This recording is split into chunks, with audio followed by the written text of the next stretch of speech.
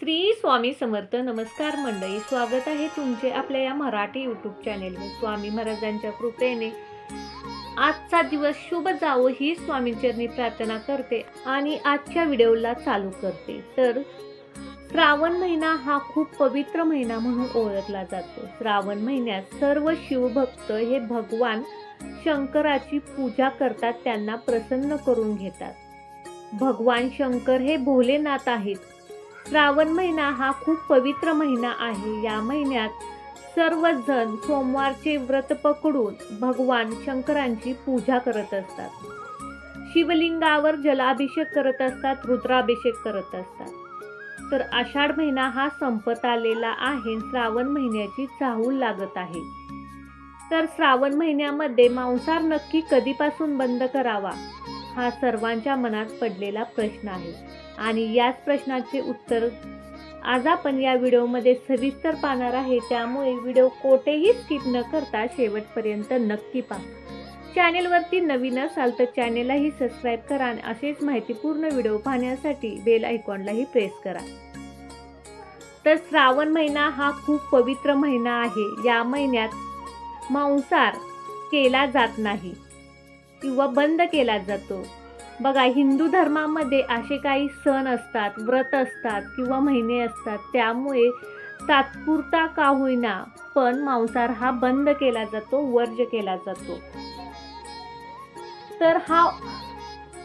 तर श्रावण महिन्यामध्ये सात्विक आणि पूरक असा आहार घेतला जातो. म्हणजे तर श्रावण महिन्यामध्ये महिनाभर आपण मांसाहार न खाता सात्विक आहार आपण खात असतो.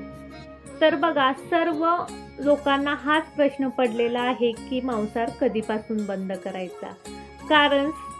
कारण आषाढी अमावस्या ही 4 ऑगस्टला आहे आणि 5 ऑगस्टपासून श्रावण चालू होत आहे. आणि योगायोग असा आहे की श्रावण महिन्यातील पहिल्याच दिवशी सोमवार आलेला आहे, तोही पहिला. तर मांसाहार नेमका कधीपासून बंद करायचा हा सर्वांच्या मनात प्रश्न आहे. तर बघा, रविवारी 4 तारीख आहे आणि त्या दिवशी आहे अमावस्या दीपपूजन आणि त्याच रात्री 12 वाजल्यापासून श्रावणी सोमवारला सुरुवात होते. त्यामुळे जो आपल्याला मांसाहार आहे तो रविवारी दिनांक 4 ऑगस्टपासून आपल्याला बंद करायचा आहे आणि तो महिनाभर म्हणजेच 3 सप्टेंबरपर्यंत आपल्याला मांसाहार हा करायचा नाही. कारण पूर्ण हा महिना श्रावण महिना आहे, त्यामुळे या महिन्यात आपण मांसाहार करायचा नाही. 3 सप्टेंबरला अमावस्या झाल्यानंतर श्रावण मास हा समाप्त होतो. त्यानंतर तुम्ही मांसाहार हा करू शकता.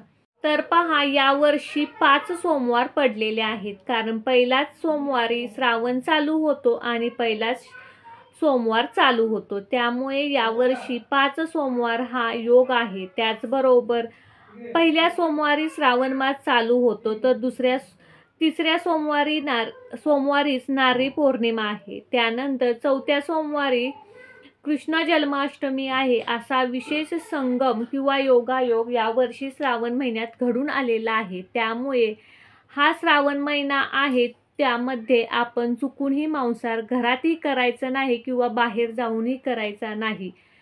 तर छोटीशी माहिती होती जी मला तुमच्याशी शेअर करायची होती. माहिती आवडली असेल तर चॅनेलला सबस्क्राईब करा, जास्तीत जास्त लोकांपर्यंत शेअर करा.